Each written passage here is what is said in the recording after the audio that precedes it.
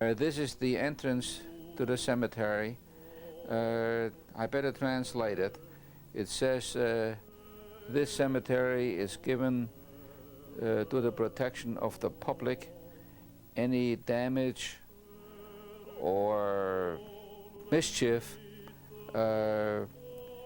is going to be followed by prosecution as much as the law will allow the community of Zeckendorf. And that's the way it used to look when we lived there. This is the old section of the cemetery in Zeckendorf-Demmelsdorf. In the early days, only Hebrew inscriptions were used. Here rests the much respected patriarch Jacob Heiman from Demmelsdorf. Grandmother Fanny Hieman. This is the entrance to the cemetery in Sulzburg. My grandparents, Jacob Neustetter and Jette Neustetter. Her maiden name was Feldman. Unfortunately, the graves cannot be found. The stones must have been destroyed or whatever. We had a synagogue, and we had a cemetery, and not the people from Demmelsdorf, but the people from Bamberg, SA and SS, came out on the 9th of November in the morning and forced there were a few people, Jewish men, left in Demmelsdorf. Total population at the time might have been down to maybe 18, 19 Jews, and forced them into the synagogue, take out the Torahs, take out any object of religious meaning, loaded it onto wagons, and carried it through the village and put it on a field and lit a bonfire. Now the field itself, as fate might have it, was a field that belonged to my father and my mother, and burned everything that was there. Well, then I heard this from my mother, and on what really went on, and that then was the beginning of the end as far as Demmelsdorf is concerned. Now I want to say one other thing as far as the good times, how things have changed within a very short order. My father had a sister that was living in a village called Wilhelmsdorf, which was near Nuremberg, near Fürth. It was my uncle Hermann Meinhardt that she was married to. And he already in 1933 could not do his business anymore. He also was a cattle dealer. And in Demmelsdorf at that time still, it was so good that my father said to his brother-in-law, come out where we are now. That was 70 kilometers away. And he said to his brother-in-law, come here with us. You can go and do business here. You can go ahead and follow your profession. And my uncle, Herman, came to Demmelsdorf, and my father said to him, go where I go. Don't go anyplace else. There's enough room for the two of us. He didn't want to bother his brother, and he didn't want my uncle or his brother-in-law that he would go into competition with the others. And maybe that shows you another sign what kind of a father I had. Who would do it? He went ahead, and it was his livelihood. He didn't think that things would get as bad, and he said, I'm going to share it with you. And my uncle came, and my father introduced him, and he was successful. And then comes June the 3rd of 1934, my father died. Then my uncle had the whole business area for himself, but as misfortune will have it, a year later he passed away. And that's why the both of them when you go to the cemetery, you see both of them side by side. From 1936 on, it got to be very bad. I mean, every other village that you went through was signs out, Jews not wanted in here. The Nuremberg laws had been in effect that no Jew could associate with an Aryan. German girls below age 45 couldn't do any more housework in Jewish homes where there was a male. Boycotts were all over the place. People just saw that things are not going to get any to the better, and my sisters had left. I think it was in 37 or 38. I forgot exactly. They went straight to America. A lot of our cousins had left already. What people usually did, they got the young ones out first. Parents more or less sacrificed themselves for their children. They wanted to save their children's lives. And in many instances, wives sent their husbands away because they were always in danger of winding up in a concentration camp. And then came the 9th of November. Now I'm going to repeat some of the things in this interview here now, but if anybody really wants to know what went on in Germany during those last years, I once made another tape, which is, I hope, still around, where I was interviewed at Loyola University on the occasion of the 50th anniversary of Kristallnacht, or Crystal Night. Now, I was in Harlem at the time when Van Rath was killed in Paris by Herschel Greenspan.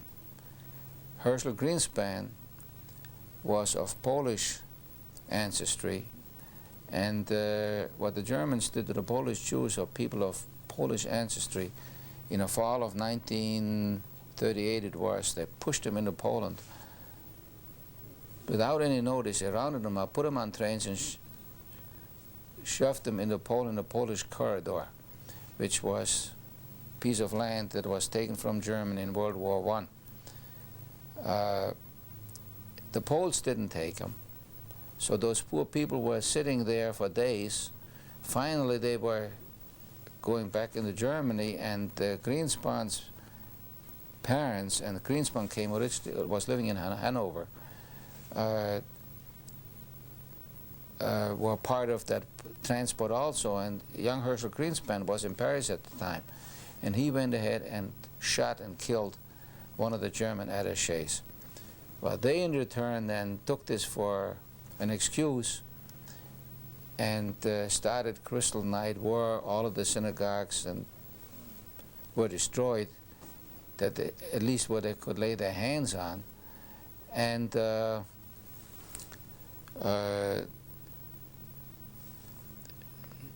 Jewish homes were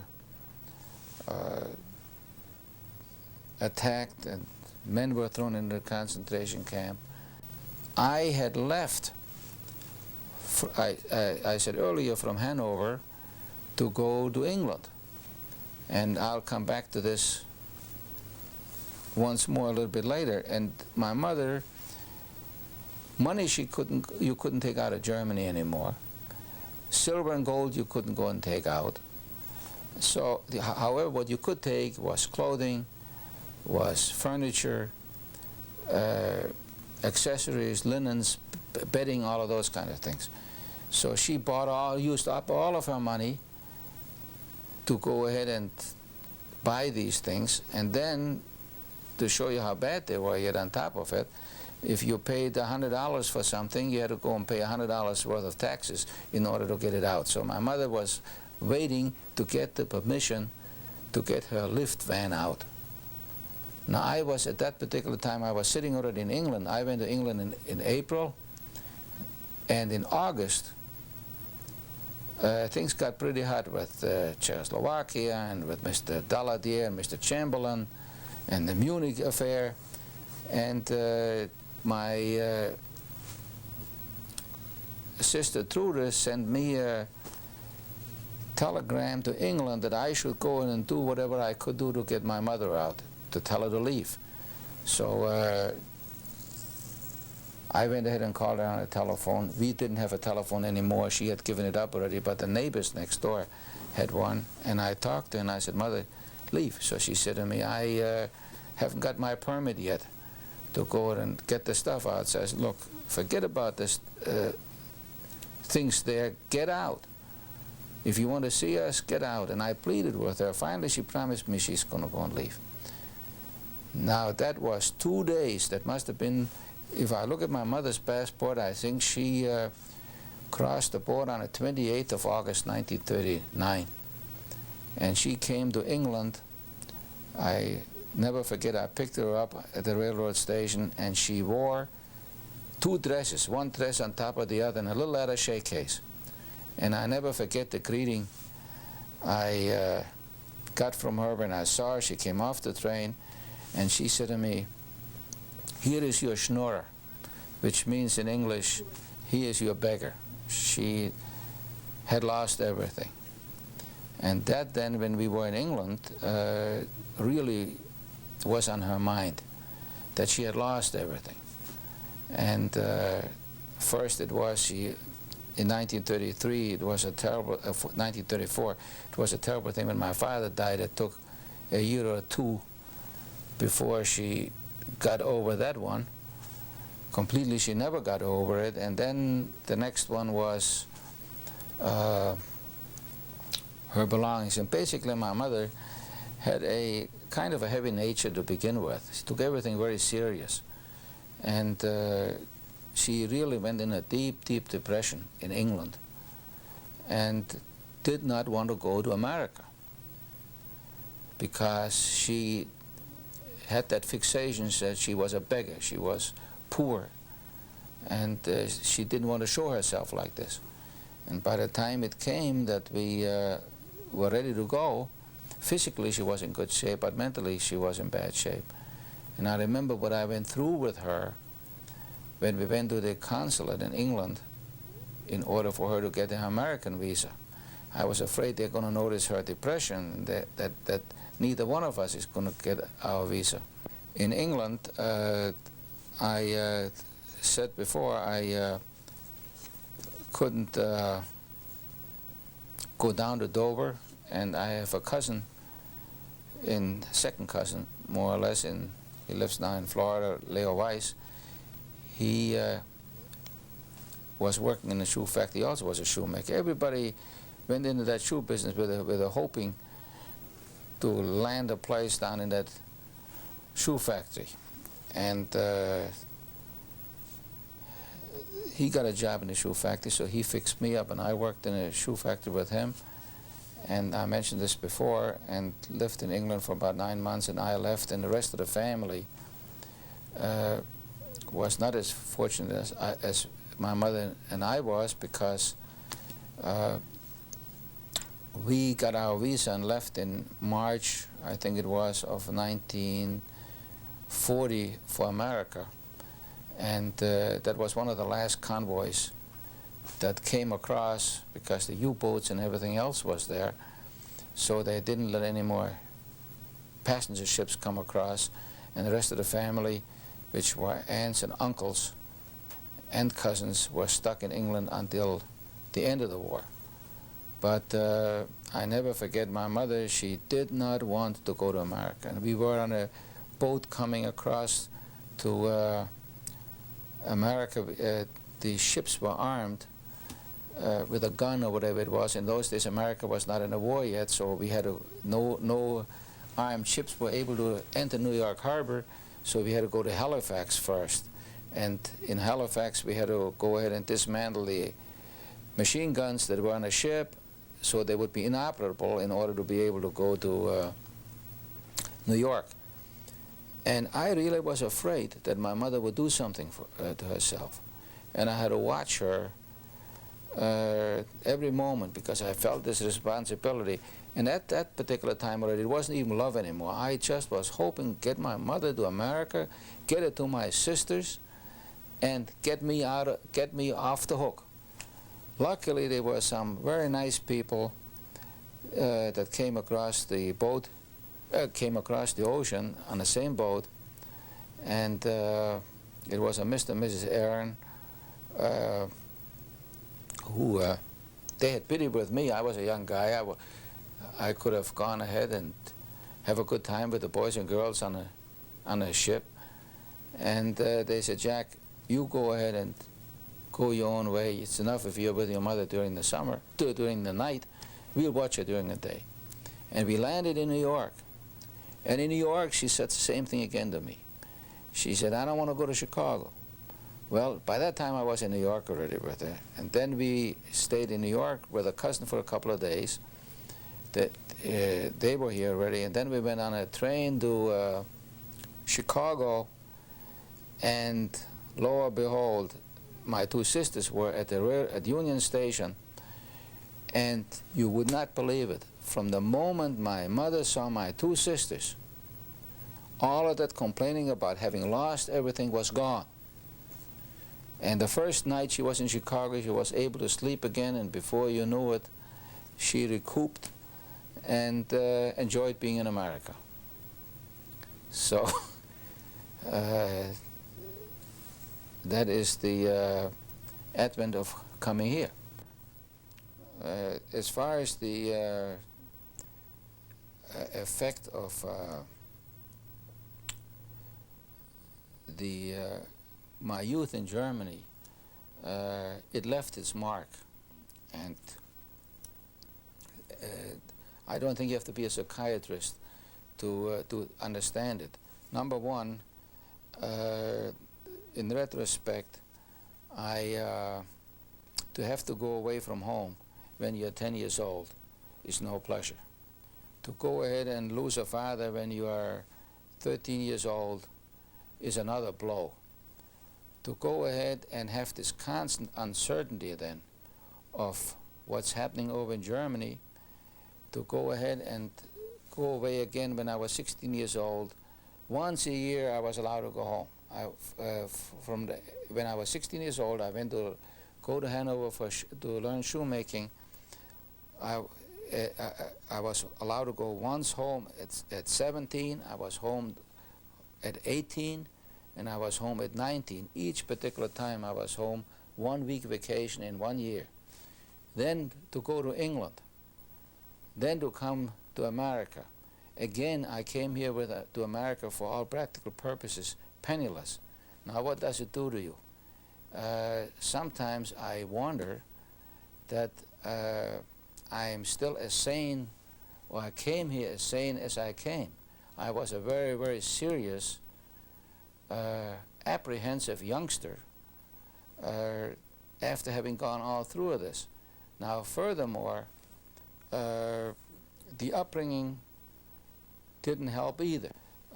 I said I had a very intelligent mother, and I was to some extent practically raised by my mother, because until my father was gone when time came that you should make something out of yourself. And my mother she was intelligent, she was ambitious, and she wanted to make something out of me. So she had her concerns that I don't study enough, and she had her concerns that maybe then on account of that I won't amount to anything in life. And I remember in that little village, and I see the other day, we had guys that used to fix up the street, because it was a mud street actually. There was no paving or tar street, and when it rained, we got the mud in under our ankles. In the wintertime they couldn't fix them, so in the springtime they went to the quarries and brought big boulders of stone, dropped them off every 100 yards or so along the village. And then he had another profession. The town crier came, and he had 2-3 different sledgehammers and small hammers, and first he knocked the boulders into smaller stones and the reels, then still smaller stones, and then he sat on a pile of stones and chopped them in some real small little gravel-like, and which they used then to go and fill up the holes. And my mother said to me, "You see, you look out there, that's going to be you." So that was the encouragement that she gave me to go ahead and make something out of myself. And another little episode that happened in 1935. I was home during the vacation, and we were boys and girls, so what do? You go ahead and we told little funny off-color jokes. And there were a couple of Jewish girls,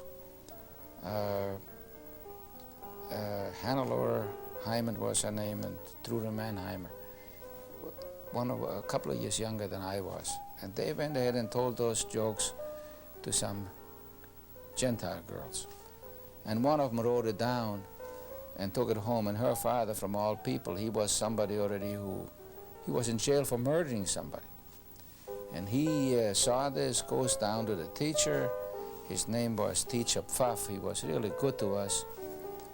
And asked him if they, the kind of teachings what they get in school. And the end result was those two girls got kicked out of school over this, couldn't go to school anymore. I was lucky, I was in fifth going in school, and I was looked at like a criminal. And it was written up in that notorious hate paper, the Stürmer, which was published in Nuremberg by Julius Streicher. I don't know if I'm sure some people heard of him, where he mentions in there that German Jewish boys spoil Aryan girls, and says in there that I got the clipping here among my collections that Jewish children reach puberty earlier than Christians, all hate mongering. And in the end it says they hope that this nice teacher, Pfaff, along with his Jewish friends, is going to wind up before long in Tel Aviv or in Jaffa. Well, that didn't make it any easier for me either. And as a matter of fact, I didn't, when I was ready after the 9th of November in Germany, when I left, I didn't even go home anymore. I left straight from Hamburg and went into England. I many times said that Hitler personally did me a favor, and I want to explain and give the reasoning because it sounds a kind of weird. From my father's side, all of us survived the Nazi era due to the generosity of the Meyers and Pritzes that we had here. From my mother's side, I lost aunts and uncles and cousins. If Hitler would not have come to power, or if he would not have followed through with the threats which he wrote already in Mein Kampf, I probably would have wound up in Nuremberg in my uncle's shoe factory, like the rest of them. And everybody would have cowtailed to the uncle, and I have no qualms with him. He was as good as can be, taking care of the family. I don't know if anybody else would have done what this man did, but nevertheless, everybody cowtailed to him. He could not do wrong. And the mothers who had sons, whether their name was Heiman or Kraus or Weiss or whatever the name of the people, or Adler, whatever the name of the people were, they wanted to go ahead and jockey their children in a position to get the better part of it. And it would have been no different with me. And all my life, I would have thought, if it wouldn't have been for my good uncle, I wouldn't have amounted to anything. I couldn't have if it wouldn't be for him, I probably would have starved. And maybe my mother's prediction would have been right, that I'm going to be one of those guys sitting knocking big stones into little stones. So coming here to America and achieving what I was able to do here at least gave me some self-satisfaction and self-worth. So in that respect, Hitler did me a favor to chase me out, because otherwise I would have been in Germany. Now a whole new life begins here.